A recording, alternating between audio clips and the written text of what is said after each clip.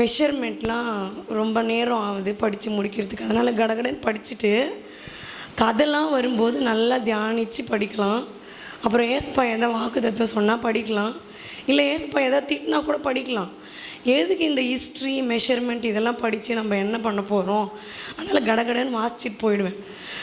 இன்றைக்கி தான் உட்காந்து படிக்கும்போது இந்த மெஷர்மெண்ட்லாம் கூட உண்மையாகவே ஏஸ்பா எதுக்கோ தான் கொடுத்துருக்காரு அப்படின்றது ஆண்டவர் எனக்கு வெளிப்படுத்தினார். உண்மையாகவே ஆண்டவர் ரொம்ப நல்லவர். அல்லேலூயா. ஆண்டவர் ரொம்ப நல்லவர். அல்லேலூயா. சத்தம் கொஞ்சம் கம்மியாக தான் வந்து ஆண்டவர் ரொம்ப நல்லவர். அல்லேலூயா. ஆண்டவர் ரொம்ப நல்லவராகவே இருக்கிறார் நம்மளோட வாழ்க்கையில். ஏன் இந்த காரியத்தை இந்த இடத்துல கொடுத்துருக்குறாரு அப்படின்னா, யாத்ராகமம் 37வது அதிகாரம் 1வது வசனத்தை நம்ம வாசிக்கலாம்.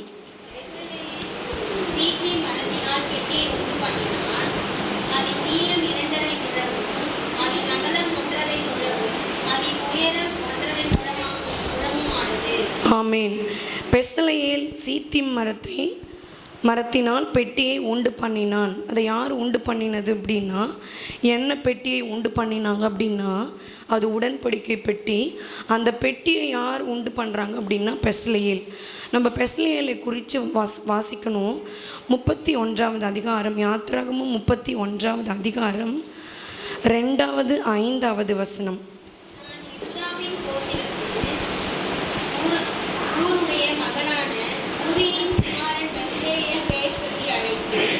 மற்றும் சகலவித வேலைகளையும் யூகித்து செய்கிறது வேண்டிய ஞானமும் புத்தியும் அறிவும் அவனுக்கு உண்டாக அவனை தேவ ஆவியினால் நிரப்பினேன். ஆமேன். இந்த பெஸ்லெயேல் அப்படின்றவர் மோசையினாலே தெரிந்து கொள்ளப்பட்டு, இவர் ரொம்ப ஞானத்தினால இந்த வேலைப்பாடுகள் இது எல்லாத்தையும் கரெக்டாக செய்கிறதுக்காக இவரை லீடராக நிறுத்தி, நீங்கள் உடன்படிக்கை பெட்டி, அப்புறம் அந்த சமூக தப்பங்களை வைக்கிறதுக்கு மேஜைகள், அப்புறமா அந்த ஆலயத்தில் உள்ள எல்லா பலகை வேலைப்பாடுகள் எல்லாத்தையும் செய்கிறதுக்காக பெஸ்லெயேலை தெரிந்து கொள்கிறாங்க. ஆவியானவர் அவரை நிரப்புறாரு. அந்த காரியங்களை செய்யும்படியாய் ஆவியானவர் அவரை அதற்காக நிரப்புகிறார். அதாவது அந்த உடன்படிக்கை பெட்டியை செய்வதற்காகவே ஒரு நபரை தெரிந்து கொண்டு அந்த காரியங்களை பக்குவமாக ரொம்ப அழகாக அதற்காகவே ஒரு ஆளை தெரிந்து கொண்டு அதை செய்ய வைக்கிறார்.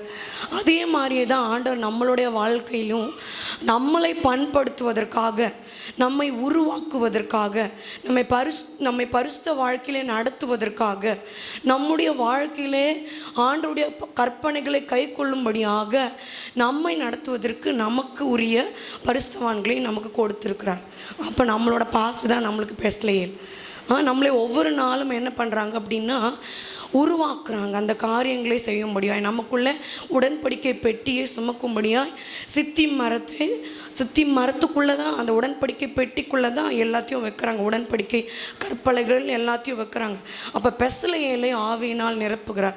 அப்போ நம்மை தயாரிப்பதற்காக ஆண்டவர் ஒரு சிறந்த பரிசுத்தமான ஆவியினால் நிரப்பப்பட்ட ஒரு ஆளை என்ன பண்ணுறார் ஆண்டவர் தெரிந்து கொண்டு. ஏதோ ஒரு நபர் இல்லை, யாரோ ஒரு நபர் இல்லை, ரேண்டமாக சூஸ் பண்ணி நீ போய் அதை செய் அப்படின்னு சொல்கிறவங்க இல்லை. இந்த கதவு வேலை அதெல்லாம் செய்வாங்களா, அவங்கள கூப்பிட்டு செய்யுங்க அப்படின்னு இல்லை. இந்த வேலையை செய்யும்படியாகவே ஒரு ஆளை என்ன பண்ணுறாரு ஆண்டவர் தீர்மானிக்கிறார். இவங்க தான் செய்யணும் அப்படின்னு சொல்லிட்டு ஆண்டவர் தீர்மானிக்கிறார். அதே மாதிரி நம்மளையும் நம்முடைய வாழ்க்கையில் ஆண்டவருக்கு பிரயோஜனமாய் அவருடைய உடன்படிக்கைகளை சுமக்கும்படியாய் அவருக்குரிய பரிசுத்தமான வாழ்க்கையிலே வாழும்படியாய் ஆண்டவர் நமக்காக ஒரு பரிசுத்தவான்களை ஆண்டவர் ஒவ்வொரு நாளுக்கும் வேண்டியதான அதாவது சுச்சுவேஷனுக்கும் வேண்டியதான பரிசுத்தவான்களை நமக்கு என்ன பண்ணுறார் ஆண்டவர் அனுப்பி கொண்டே இருக்கிறார். ஆனால் நம்ம உருவாக வேண்டியது நம்முடைய கையில் தான் இருக்குது. ஒரு மனுஷன் போய் நிறைய வேலைப்பாடுகள் உள்ள பொருட்களை எல்லாம் பார்த்துட்டே இருந்தாங்களாம். அப்போ ஒரு வேலைப்பாடு உள்ள அந்த மரக்கட்டைக்கு மட்டும் ரொம்ப விலை போச்சான். அப்போ அங்கே இருக்கிற மரம்லாம் சொல்லிச்சான், ஏன் இதுக்கு மட்டும் இவ்வளோ விலை போகுது அப்படின்னா, அது அவ்வளோ தாங்கிச்சான், அவ்வளோ உதைய என்ன பண்ணிச்சான் தாங்கிச்சான். அதனால தான் அது பார்க்க ரொம்ப டிசைனாக இருக்குது, அதனால தான் அதை விலை கொடுத்து ரொம்ப வாங்கினாங்க அப்படின்னு. அப்போ நம்மளையும் கூட சில வார்த்தைகளை கேட்கும்போது நம்மளுக்கு கஷ்டமாக தான் இருக்கும். நேற்று பாஸ்டம்மா பேசும்போது யாருக்கெல்லாம் கஷ்டமாக இருந்துச்சுன்னு தெரியல. உண்மையாலே என்னோட இருதயத்துக்கு என்ன பண்ணிச்சு, அது பேசல. அப்போ நம்மளுக்கு கஷ்டமாக தான் இருக்கும். ஆண்டவர் நம்மக்கிட்ட பேசும் பொழுது, நம்முடைய வாழ்க்கையை திருத்தும்படியாக பேசும் பொழுது, பரிசுத்த ஆவியானவர், குறிப்பாக பரிசுத்த ஆவியானவர் நம்மோட இடைப்படும் பொழுது அது நம்முடைய மனசுக்கு கடினமாக தான் இருக்கும். ஏன்னா நம்ம அப்படி கடினமான வழிகளிலே நடத்தி தான் நம்மை கொண்டு செய்ய வேண்டிய காரியங்களை ஆண்டவர் செய்து முடிக்க முடியும். சும்மா இருக்கிற எதையோ வச்சு உடன்படிக்கை பெட்டி அதுக்குள்ளே ஆண்டவர் வைக்க முடியாது. அப்போ ஒரு பரிசுத்தமான நபரை, அதற்குரிய ஞானத்தினாலே நிரப்பப்பட்ட நபரை கொண்டு ஆண்டவர் நம்மை உருவாக்கி கொண்டிருக்கிறார். அல்லேலூயா, அல்லேலூயா. அது மாத்திரம் இல்லாமல் இந்த சித்தி மரம் என்பது எங்கே இருக்கிறது அப்படின்னா, இது நல்ல தண்ணி இருக்கிற இடத்துல எல்லாம் இருக்காதான். அந்த மரம் வனாந்திரத்தில், பாலைவனத்தில், ரொம்ப வெயில், தண்ணி இல்லாத இடத்துல தான் இருக்குமா அந்த மரம். அந்த மரத்தை கொண்டு தான் ஆண்டவர், எவ்வளோ மரம் இருக்குது, நிறைய மரம் இருக்குது பைபிளில். நானதோ மரம் இருக்குது, ரொம்ப விலையேற பெற்ற மரம்லாம் இருக்குது. அந்த மரத்தை எல்லாம் ஆண்டவர் என்ன பண்ணல, உடன்படிக்கை பெட்டியை வைக்கும்படியாய் தெரிந்து கொள்ள. அந்த சித்தி மரத்தை தான் எடுத்து உடன்படிக்கை பெட்டியை வைக்கும்படியாய் ஆண்டவர் என்ன பண்ணுறாரு, தெரிந்து கொள்கிறார். ஏன் தெரியுமா, வனாந்திரத்தில் இருக்கிற அந்த மரத்துக்கு என்ன குவாலிட்டி அப்படின்னா, அதில் வீரலே விடாதான். அல்லேலூயா. அதில் எந்த பூச்சியும் அதை அதை அஃபெக்டே பண்ண முடியாதான். அந்த மாதிரி ஒரு மரமாக அது இருந்தபடினால அந்த மரத்தில் தான் ஆண்டவர் உடன்படிக்கை பெட்டியை வைக்கணும்னு என்ன பண்ணுறாரு, அவங்களுக்கு கட்டளை கொடுக்குறாரு. அதே மாதிரியே நம்மளும் இருக்கணும்னு தான் ஆண்டவர் நினைக்கிறார். ஏன் தெரியுமா, வனாந்திரத்தில் வளர்ந்த அந்த மரத்துக்கு தான் எல்லா வெயிலையும் பிரச்சனையும் வேதனையும் சகித்து கொண்டே இருக்கிற அந்த இது தெரியும். எவ்வளோ பிரச்சனை வந்தாலும் ஆண்டவரோட உடன்படிக்கை பெட்டியை, ஆண்டவரோட உடன்படிக்கை சுமந்து தான் ஆகணும் அப்படின்ற அந்த ஒரு கட்டாயத்துக்குள்ளாக அந்த மரம் என்ன பண்ணிடும், வந்துடும். அதே மாதிரியே தான் நம்மளையும் ஆண்டவர் ஒரு வனாந்திரத்தில் இருந்து தான் தெரிந்து கொண்டார். எங்கேயோ நீர்ப்பாய்ச்சலான தோட்டத்தில் இருக்கிற ஒரு மரத்தை எல்லாம் ஆண்டவர் தெரிந்து கொள்ளலை. ஒருவேளை நீங்கள் உங்கள் வாழ்க்கையில் கஷ்டப்பட்டு கண்ணீர் வடித்து பல வேதனைகள் மத்தியில் வந்திருக்கலாம். ஆனால் ஆண்டவர் சொல்கிறார், உங்களை கொண்டு தான் உடன்படிக்கை பெட்டியை சுமக்கும்படியாய் ஆண்டவர் உங்களை தெரிந்து கொண்டிருக்கிறார். அல்லேலூயா. உலகத்தில் எவ்வளோ மரம் இருந்தது, ஆண்டவர் உருவாக்கின எவ்வளோ மரம் இருந்தது, அவருக்கு தெரியும். இல்லை இந்த மரத்தில் தான் வைக்கணும் அப்படின்னு சொல்லியிருக்கலாம். ஆனால் ஆண்டவர் ஏன் சீத்தி மரத்தை தெரிந்து கொண்டார் அப்படின்னா, அது வனாந்திரத்தில் வளர்க்கப்பட்ட மரம். அல்லேலூயா, அல்லேலூயா. ஆண்டவர் இந்த உலகத்தில் ரொம்ப ஞானிகளை தெரிந்து கொள்றதில்லை, அவர் பைத்தியங்களை தான் தெரிந்து கொள்கிறார். ரொம்ப பணக்காரங்களை தெரிந்து கொள்றதில்ல, கொஞ்சமாக இருக்கிற ஜனத்தை தான் தெரிந்து கொள்கிறார். அதே மாதிரி ரொம்ப விலையுயர்ந்த மரத்தை தெரிந்து கொள்ளலை, ஆண்டவர் சித்தி மரத்தை தான் தெரிந்து கொண்டார். அல்லேலூயா. அதே மாதிரியே தான் ஆண்டவர் உங்களையும் தெரிந்து கொண்டிருக்கிறார். என்னாகமம் 14வது அதிகாரம் 35வது வசனம்.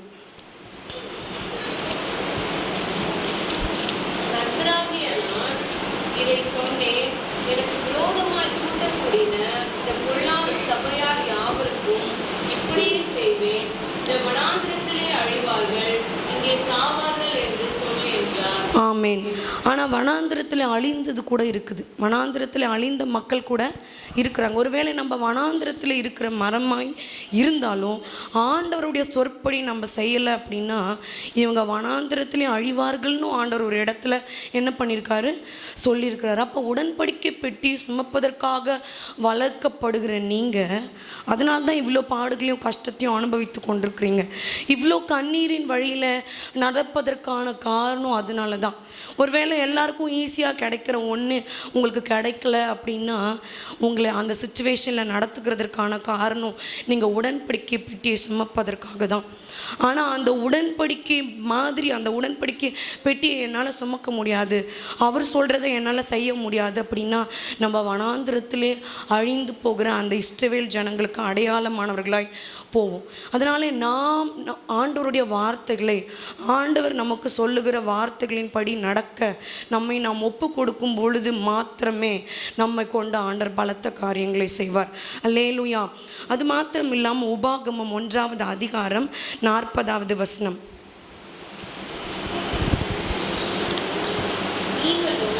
திரும்பிக் கொண்டு சிவந்த சமுத்திரத்தின் வழியாய் வனாந்திரத்துக்கு தியானப்பட்டு போங்கள் என்றார். அப்பொழுது நீங்கள் எனக்கு பிரதியுத்தரமாக, கர்த்தருக்கு விரோதமாக பாவம் செய்தோம், நம்முடைய தேவனாகிய கர்த்தர் போய் யுத்தம் பண்ணுவோம் என்று சொல்லி நீங்கள் யாவரும் உங்கள் ஆயுதங்களை தைத்துக் கொண்டு மலையின் மேல் ஏற ஆயுதமாயிருந்தீர்கள். ஆமென். இதில் சில பேர் என்ன பண்ணாங்க அப்படின்னா, மோசே கொண்டு வனாந்திரத்தில் வழி நடத்தப்பட்ட ஜனங்க கொஞ்சம் பேர் அழிந்து போனாங்க. கொஞ்சம் பேருக்கு பின்மாற்றமான இருதயம் இருந்தது. திரும்பி போயிடுற மாதிரி என்ன பண்ணுச்சு, இருதயம் எப்போ பார்த்தாலும் முறுமுறுத்து கொண்டே இருந்தாங்க. நீங்கள் வனாந்திரத்தில் நடக்கும் பொழுது முறுமுறுத்து கொண்டே இருக்கக்கூடாது. அல்லேலூயா. கொஞ்சம் பாடுகளை சகிச்சு தான் ஆகணும். அல்லேலூயா. பக்கத்தில் பார்த்து சொல்லுங்கள், கொஞ்சம் பாடுகளை சகிச்சு தான் ஆகணும். கொஞ்ச நாளைக்கு சகிச்சு தான் ஆகணும். ஆனால் ஆண்டவர் அதுக்கு பின்னாடி உங்களை கொண்டு மகிமையான காரியங்களை செய்வார். அல்லேலூயா. அது மாத்திரம் இல்லாமல் உங்களை வனாந்திரத்தில் நடத்தி வந்தவரை நீங்கள் என்ன பண்ணக்கூடாது, மறக்கக்கூடாது. இல்லை, வனாந்திரத்தில் இருந்தாலும் அதுக்கு வேண்டியதை ஆண்டவர் கொடுத்துட்டு தான் இருந்தார். அல்லேலூயா. அப்படி இல்லைன்னா அந்த மரம் வளர்ந்துருக்க முடியுமா? அப்படி இல்லைன்னா அந்த மரம் உயிரோடு இருந்திருக்க முடியுமா? இல்லை. வனாந்திரத்திலே இருந்தாலும், ஒருவேளை நீங்கள் தேவைகளோடு இருந்தாலும் உங்களுக்கு வேண்டியதை ஆண்டவர் கொடுத்துட்டு தான் இருக்கிறார். அல்லேலூயா. அது மாத்திரம் இல்லாமல் அந்த வனாந்திரத்தில் அவங்கள ஆண்டவர் போஷித்தார். அல்ல, உங்களையும் ஆண்டவர் ஒவ்வொரு நாளும் என்ன பண்ணுறாரு, போஷித்து கொண்டே தான் இருக்கிறார். அதனால் ஆண்டவர் நோக்கி முறுமுறுத்து கொண்டே இருக்காதீங்க. நீங்கள் கண்ணீர் வடிக்கும் போது ஒன்று மட்டும் யோசிச்சு பாருங்கள், ஆண்டவர் ஏதோ ஒன்று வச்சிருக்கிறார் பின்னாடி மகிமையாக. அல்லேலூயா. ஆண்டவர் ஏதோ ஒன்று செய்ய தான் போகிறார்.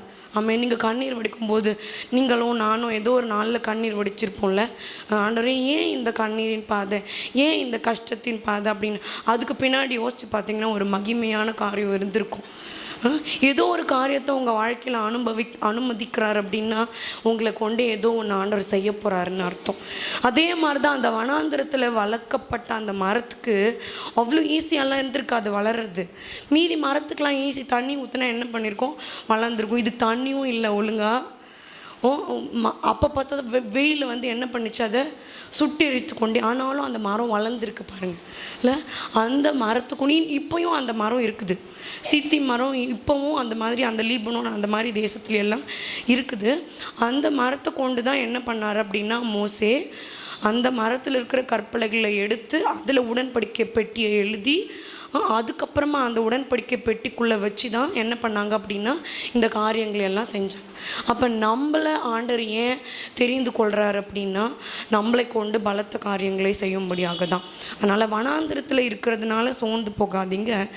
இன்னும் ஒரு காரியம், ஏன் ஆண்டவரே உடன்படிக்கை பெட்டியை சீத்திய மரத்தை கொண்டு நீங்கள் செஞ்சீங்க அப்படின்னு நான் ஜெபம் பண்ணிக்கொண்டே இருக்கும்போது ஆண்டவர் என்கிட்ட பேசினார். என்ன தெரியுமா, நீ என்னோட இருக்கணும். உடன்படிக்கை பெட்டினா என்ன தெரியுமா அர்த்தம், நானும் நீயும் ஒன்றா இருக்கணும். அல்லேலூயா. ஒரு வசனத்தை வாசிக்கலாம். ஆதியாகமம் 2வது அதிகாரம் 24வது வசனம்.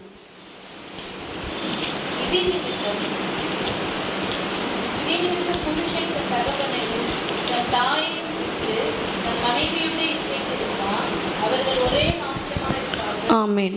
இதே வசனத்தை இது வந்து உலகத்துக்குரிய காரியம். ஒரு கணவனும் மனைவியும் 2 பேரும் ஒன்றா இருக்கிறது போலவே, இவங்க 2 பேரும் ஒரே மாம்சமாக இருக்கிறது போலவே இது மாம்சத்துக்குரிய காரியமாக இருந்தாலும் நாமளும் ஆவியில் இயேசுவோடு இணைக்கப்பட்டவர்களாக இருக்க வேண்டும் என்பதற்காகவே இந்த உடன்படிக்கை ஆனது ஏற்படுத்தப்பட்டது. அந்த உடன்படிக்கைக்குரிய மத்தியஸ்தர் அவர்தான். அவர் அதற்காகவே பலியானார். ஆமேன். ஒரு வசனத்தை வாசிக்கலாம். யோவான் 14வது அதிகாரம் 15வது வசனம்.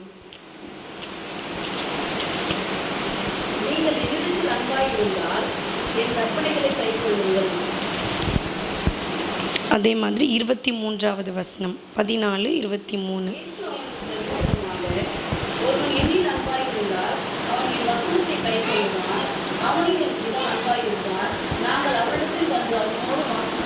ஆமாம். இந்த உலகத்துக்குரிய காரியத்தை போல் எப்படி கணவனும் மனைவியும் மாம்சத்திலே ஒன்றாக இருக்கிறார்களோ அப்படியே நாமும் இயேசுவோடு இணைக்கப்படும்படியாய், அவருடைய ஆவியானவரோடு இணைக்கப்படும்படியாய், நமக்கு துண்டிக்கப்பட்ட அந்த உறவிலிருந்து இணைக்கப்படும்படியாகவே இந்த உடன்படிக்கையானது வந்தது. இந்த பழைய உடன்படிக்கையை எடுத்து போட்டு புதிய உடன்படிக்கையை நமக்காக பண்ணும்படியாக இயேசுவானவர் என்ன பண்ணார், இந்த உலகத்துக்கு வந்தார். அந்த உடன்படிக்கையை கை கொள்ளும்பொழுது அந்த கற்பனைகளை நாம் கை கொள்ளும் பொழுது அவர் நம்மிலே வந்து வாசம் பண்ணுகிறார். அல்லேலூயா. அவர் நம்மிலே வந்து வாசம் பண்ணுகிற காரியம் எப்பொழுது உண்டாகும் என்றால், நாம் அவரிலே அன்புள்ளவர்களாக இருந்து அவருடைய கற்பனைகளை கை கொள்ளும் பொழுது மாத்திரமே. ஆமேன். ஏசப்பா என்னோட இருக்கிறாருன்னு எப்போ சொல்ல முடியும் அப்படின்னா, அவரோட கற்பனைகளை நாம் கை கொள்ளும் போது மாத்திரமே. அவருடைய உடன்படிக்கையை நாம் சுமக்கிறவர்களாக இருக்கிறோம், அந்த கற்பலகையை நாம் சுமக்கிறவர்களாக இருக்கிறோம். அப்படி அன்பில்லாதவன், அவரில் அன்பில்லாதவன் அவருடைய கற்பனைகளை என்ன பண்ண மாட்டாங்க அப்படின்னா கை கொள்ள மாட்டாங்க. யாரோ ஒருத்த மேலே அன்பாக இருக்கிறாங்க அப்படின்னா என்ன அர்த்தம்னா, அவங்களோட இருப்பாங்க, அவங்க சொல்கிறது மாதிரியே செய்வாங்க. இப்போ நிறைய கணவனுக்கும் மனைவிக்கும் நடுவில் நிறைய மிஸ் அண்டர்ஸ்டாண்டிங் இருந்தாலுமே ஏன் டைவர்சஸ் நடக்கிறதில்ல அப்படின்னா, அவங்க கூட தான் நான் இருக்க போகிறேன், அவங்க சொல்கிற மாதிரி தான் என்ன ஆனாலும் செய்ய போகிறேன் அப்படின்ற அந்த அன்பு தான் அவங்களோட நிலை கொண்டிருக்கும்படியாய் செய்திருக்கிறது. அதே மாதிரி ஆண்டவரும் நமக்காக வந்ததற்கான நோக்கம் நாமும் அவரும் ஒன்றாக இருக்கும்படியாய், அந்த உடன்படிக்கையை நாம் சுமக்கும்படியாய், அவர் நமக்குள்ளே வந்து வாசம் பண்ணும்படியாகவே அவர் இந்த உலகத்துக்கே வந்தார். அவர் ஒரு வசனத்தை நம்ம வாசிக்கலாம். அந்த உடன்படிக்கை பெட்டிக்குள்ளே நீங்கள் என்னென்ன இருந்ததுன்னு சொல்லிட்டு மாத்திரம் எபிரேயர் 9வது அதிகாரம் 4வது வசனம். அதிலே பொன்னார் செய்த தூபகலசம் முழுவதும் பொற்கொடு பொதிந்திருக்கப்பட்ட உடன்படிக்கை பெட்டியும் இருந்தன. அந்த பெட்டியிலே மன்னா வைக்கப்பட்ட பொற்பாத்திரம் ஆரோனுடைய தழைத்த கோலும் உடன்படிக்கையின் கற்பனை பலகை இருந்தன. ஆமேன். இந்த வசனத்தை நீங்கள் வாசித்து பார்த்தீங்க அப்படின்னா, அதிலே பொன்னார் செய்த தூப கலசமும் முழுவதும் பொற்றகடு பொதித்திருக்கப்பட்ட உடன்படிக்கை பெட்டியும் இருந்தன. அந்த பெட்டியிலே மன்னா வைக்கப்பட்ட பொற்பாத்திரமும் ஆரோனுடைய தளிர்த்த கோலும் உடன்படிக்கையின் கற்பலகைகளும் இருந்தன. அந்த பெட்டிக்குள்ளே தான் இது எல்லாமே இருந்தது. அதே நீங்கள் யாத்திராகமும் 37வது அதிகாரம் அந்த வசனத்தை நம்ம முன்னாடியே வாசித்தோம்ல, அதை நீங்கள் ஒரு தடவை வாசித்து பாருங்களேன். அந்த எங்கேயோ இருந்த வனாந்தரத்தில் இருந்த அந்த மரத்தை கொண்டு வந்து அதுக்கு என்னெல்லாம் பண்ணுறாங்க அப்படின்னா, 3வது வசனம், அவைகளை அதில் 4 முனைகளிலும் போட்டு ஒரு பக்கத்தில் 2 வளையங்களும் மறுபக்கத்தில் 2 வளையங்களும் இருக்கும்படி தைத்து சீத்தி மரத்தினால் தண்டுகளை செய்து அவைகளை பொன்தகட்டால் மூடி அந்த தண்டுகளால் பெட்டியை சுமக்கும்படி அவைகளை பெட்டியின் பக்கங்களில் இருக்கும் வளையங்களே பாய்ச்சினார். ஆமேன். இதை நீங்கள் வாசிச்சுட்டே போனீங்க அப்படின்னா, வனாந்தரத்தில் கொண்டு வரப்பட்ட அந்த மரத்தை எடுத்துகிட்டு வந்து அது எல்லாத்தையும் தாங்கும், என்னோடய உடன்படிக்கை பெட்டியை தாங்கும். இது இவ்வளோ நாள் இவ்வளோ பாடுகளையும் கஷ்டத்தையும் தாங்கி வந்துச்சு. இது வனாந்திரத்தில் வளர்க்கப்பட்டு வந்திருக்கு. இது மற்ற மரத்தை போல இல்லை, இது எனக்காக நிற்கும் அப்படின்னு சொல்லி தான் ஆண்டவர் அதை எடுத்துகிட்டு வச்சு எங்கேயோ இருந்த அந்த மரத்தை பொண்ணுனால ஜோடிக்கிறார். அல்லேலூயா. அந்த மரத்தை யாருமே கண்டுன்னு கூட இருந்திருக்க மாட்டாங்க. இப்போ நம்ம ஊரில் எல்லாம் அந்த முள்ளு மரம் இருக்குல்ல, அந்த மாதிரி மரம்னு கூட வச்சுக்கோங்களேன். அதை எடுத்துகிட்டு வந்து அது மேலே கேருபின்னு அது இதுன்னு மொத்தமே பொண்ணுனால வைக்கிறாங்க. பூமியிலேருந்து எடுக்கப்பட்ட ஒரு மரத்தை எடுத்துகிட்டு வச்சு அது மேலே அவரோட மகிமையான பொண்ணை நம்ம மேலே வைக்கிறார். அல்லேலூயா. அந்த மாதிரி வச்சு நம்மளை ஜோடித்தாலும் சில நேரத்தில் அவரோட உடன்படிக்கைக்கு மீறி, அவரோட கற்பனைகளுக்கு மீறி நம்ம நடக்கும் பொழுது அது அவரோட மனசுக்கு எவ்வளோ வேதனையை உண்டாக்கும் மட்டும் பாருங்கள். ஆண்டவர் ஒரு இடத்துல ஒருத்தவங்களை பார்த்து சொன்னார். என்ன சொன்னார் அப்படின்னா, நீ இன்றைக்கு என்னோட பரதேசில் இருப்பாய் அப்படின்னு. அவருக்கும் அந்த கள்ளனுக்கும் அன்றைக்கி ஒரு உடன்படிக்கை உண்டாச்சு இல்லை. யாரோ ஒருத்தவங்க இல்லை, ஒரு ஞானி இல்லை, ரொம்ப அதாவது பக்தியானவங்க இல்லை, டெய்லியும் சர்ச்சுக்கு போகிறவங்க கூட இல்லை, ரொம்ப பாவமே செய்யாதவங்க கூட இல்லை, ரொம்ப ஒரு பாவின்னு சொல்லப்படுற மாதிரி நினைக்கிற ஒரு ஆளை எடுத்துகிட்டு வந்து அங்கே வைக்கும்போது ஆண்டவர் சொல்கிறார், நீ இன்றைக்கி என்னோட பரதேசியில் இருப்ப. அதுக்கான காரணம் என்ன தெரியுமா? அவங்க ஆண்டவருக்கு அன்றைக்கி அவங்கள ஒப்பு கொடுத்ததுனால அப்போ என்ன தெரியுமா, அந்த உடன்படிக்கை அவரோட இருக்கும்படியாய் சேர்க்கிறது. அதனால தான் ஆண்டவர் சொல்கிறார், நீ இன்னைக்கு என்னோட பரதேசியில் இருப்பாய். உடன்படிக்கை என்பது நாமளும் அவரும் ஒன்றா இருப்பது, அவரோட இருப்பது. இந்த உலகத்தில் மாத்திரம் இல்லை. நான் நிறைய நேரத்தில் சொல்லுவோம் தெரியுமா, என்ன தெரியுமா, எனக்கு இந்த மாதிரி வேலை கிடைக்க வேணாம், பணம் வேணாம், எதுவும் வேணாம், செத்த உடனே ஏசப்பா கூட இருக்கணும். ஆமீன். செத்த உடனே அவரோட முகத்தை பார்க்கணும், அவர் கூட இருந்த போது, வேறு ஒன்றும் வேணாம். இல்லை, அதுக்காக தான் நம்ம எல்லாரும் உயிரோடே வாழ்ந்துட்டுருக்கோம். ஆமீன். அல்லேலூயா. வேறு எந்த காரியமும் வேணாம். இந்த உலகத்தில் இருக்கிற எல்லா ஆசீர்வாதத்தையும் ஆண்டவர் நமக்கு கொடுப்பாரு. இந்த உலகத்தில் வாழும்போது மாத்திரம் இல்லை, நிரந்தரமாக அவரோட வாழும்படியாகவே நம்ம எல்லாரும் பிரயாசப்பட்டு கொண்டிருக்கிறோம். நான் ஒரு நிறைய எனக்கு இந்த டெத்துக்கெலாம் போகிறது ரொம்ப பிடிக்கும். நான் ஒரு டெத்துக்கு போயிருந்தேன். என்ன தெரியுமா, அவங்க ஒரு பாஸ்ட் கூட இல்லை, அவங்க ஒரு சுவிசேஷகன் மாதிரி, ரொம்ப வயசானவங்க. அந்த டெத்துக்கு போனோடனே என் கண்ணு முன்னாடி இருந்தது என்னது அப்படின்னா, எல்லோரும் அவங்கள சுற்றி அழுதுட்டு இருந்தாங்க. எல்லா இடத்துக்கும் போனாலும் அழுவுறது தான் எனக்கு அதாவது சென்டர் பாயிண்ட்டாக இருக்கும். ஆனால் அந்த டெத்துக்கு போகும்போது எனக்கு என்ன சென்டர் பாயிண்ட்டாக இருந்துச்சுன்னா, அவங்க ஷோல்டரில் அவங்க எப்போவுமே அந்த சுவிசேஷகர்லாம் போட்டிருப்பாங்களே அந்த ஒரு பேக்கும், அவங்களுக்கு மேலே அந்த பைபிளும் இருந்துச்சு. அதை பார்த்த உடனே நம்மளும் சாகும்போது நம்ம மேலே இப்படி பைபிள் இருந்ததுன்னா எப்படி இருக்கும் பார்க்கும்போது, அவ்வளோ ஒரு சூப்பரான சினாரியோ. அது பார்க்கும்போது மேலே பைபிள், இங்கே இங்கே இங்கே அந்த பேகு, எவ்வளோ ஒரு சூப்பரான வாழ்க்கையில் வாழும்போது, அப்படி ஒரு வாழ்க்கையை நம்ம ஆண்டவரோடு இருக்கிற வாழ்க்கை, அவருக்கு பிடிச்ச மாதிரி, அவருக்கு சித்தமான ஒரு வாழ்க்கையை வாழ்ந்து சாகும்போது, அவரோடே இருக்கிற மாதிரி, அவரோட உடன்படிக்கை சுமக்கிறவங்களா இருக்கிற மாதிரி, அவர் கூடயே போய் சேர்ந்துடுற அந்த பாக்கியம் தான் உண்மையாகவே இந்த உலகத்தில் நம்ம இவ்வளோ நாளாக பிரயாசப்பட்டு கொண்டிருக்கிற அந்த வேதனையான காரியங்களுக்குரியதான அந்த மகிமை. ஆமே. அப்போ ஆண்டருக்காக நம்மளை நம்ம ஒப்பு கொடுக்கணும். ஆண்டவரே, நான் உங்கள் கூட இருக்கணும், உங்கள் சித்தத்தின்படி செய்யணும். ரொம்ப ஈஸிலாம் இல்லை. உண்மையாகவே ஆண்டர் கூட இருக்கிறது கொஞ்சம் ஈஸிலாம் இல்லை, கொஞ்சம் கஷ்டத்தை தாங்கி தான் ஆகணும். நீங்கள் நினைக்கிற மாதிரி இந்த உலகத்தையோடையும் வாழ்ந்துட்டு ஏசப்பா கூடயும் வாழ முடியாது. நீங்கள் நினைக்கிற மாதிரி எப்போவுமே சந்தோஷப்பட்டுட்டுலாம் வாழ முடியாது. கொஞ்சம் கண்ணீரான பாதையாக தான் இருக்கும், கொஞ்சம் கஷ்டமாக தான் இருக்கும். ஆனால் அதெல்லாம் தாண்டிட்டு அவரோட முகத்தை பார்க்கும்போது, வா, எவ்வளோ ஆனந்தம், எவ்வளோ சந்தோஷம். இதுக்காக தானே நான் எதிர்பார்த்துட்டு இருந்தேன் அப்படின்ற மாதிரி ஒரு வாழ்க்கை, அந்த மாதிரி ஒரு வாழ்க்கை இருக்கணும். எவ்வளோ பாவங்கள் நம்ம எதிர்த்து வந்தாலும் இல்லை, நான் உடன்படிக்கை பெட்டியை சுமப்பதற்காக, அந்த உடன்படிக்கை கற்பலகையை சுமப்பதற்காகவே நான் உருவாக்கப்பட்டிருக்கிறேன். ஒருவேளை நம்ம கூட யாராவது நம்மளோட பாவங்களை செய்யும்படியாக நம்ம கூட பேசலாம். நம்மளோட இருதயம் ஒருவேளை செஞ்சாதான் என்ன அப்படின்ற மாதிரி இருக்கலாம். ஒருவேளை ஃப்ரெண்டுன்னு நினச்சிக்கிட்டு நம்ம அவங்களோட டைமை ஸ்பெண்ட் பண்ணலாம். அதுக்காக ஆண்டவர் நம்ம வனாந்திரத்துலேருந்து கொண்டு வரலை. ஆண்டவர் நம்மளை கொண்டு வந்ததுக்கான நோக்கம் என்ன தெரியுமா, அவரோடவே நம்மளை வச்சுக்கும்படியா. அதுக்காக தான் அவர் அவ்வளோ பாடுபட்டு அவரோட ஜீவனையை நமக்குள்ளே கொடுத்துருக்கிறார், அவரோட ஆவியை நமக்குள்ளே கொடுத்துருக்கிறார். அவரோட வாழும்படியாய், நான் உன்னில் வாசம் பண்ணும்படியாகவே, அதற்காகவே ஆண்டவர் சிலுவையில் மரித்திருக்கிறார். அதுதான் உண்மையான சித்தி மரமாக என்ன பண்ண முடியும், இருக்க முடியும். அதனால் ஒரு விஷயம் நம்ம எல்லாரும் கண்களை மூடி, ஒருவேளை நம்ம தியானித்தது கொஞ்சமாக இருக்கலாம். ஆண்டவர் இன்னைக்கு உங்ககிட்ட நினைக்கிறது ஒன்றே ஒன்று, உங்ககிட்டையும் என்கிட்டையும் நினைக்கிறது ஒரே ஒரு காரியம்தான், நீங்களும் நானும் அவரோட இருக்கும்படியாகவே நம்மை உருவாக்கினார்.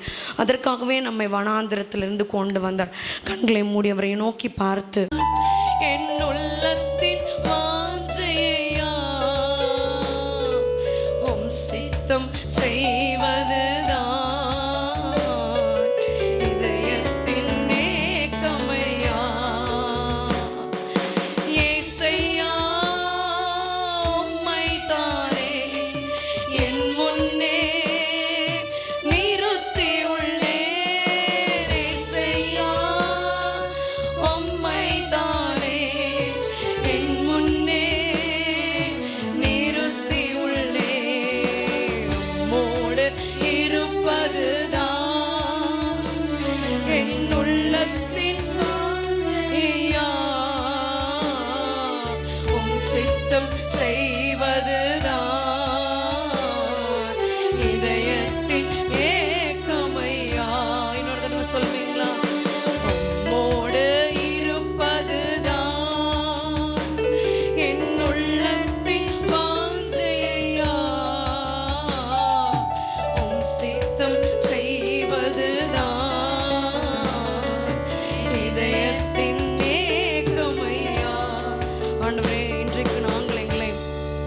சமூகத்தில் ஒப்பு கொடுக்கிறோம்.